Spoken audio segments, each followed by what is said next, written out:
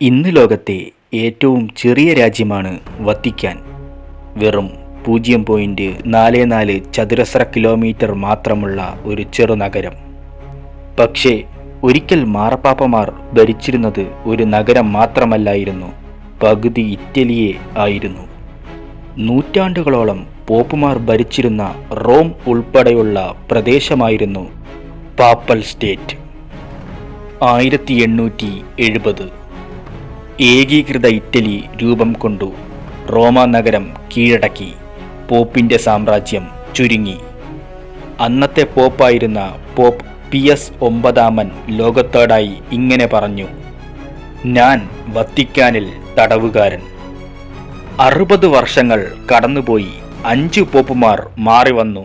എന്നാൽ ആരും തന്നെ ഇറ്റലിയുടെ മണ്ണിൽ കാലുകുത്തിയില്ല.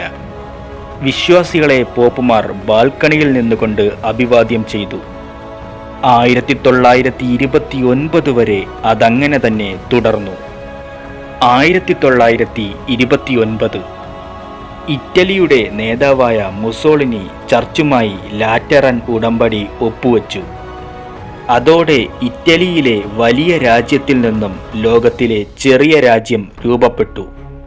ചെറുതെങ്കിലും ലോകരാജ്യങ്ങളുടെ തന്നെ ഗതി നിയന്ത്രിക്കുവാൻ പ്രാപ്തിയുള്ള ശക്തമായ ഒരു രാജ്യം. വത്തിക്കാൻ സിറ്റി വിശ്വാസവും ചരിത്രവും കൂടിക്കലർന്ന ഒരു രാജ്യം.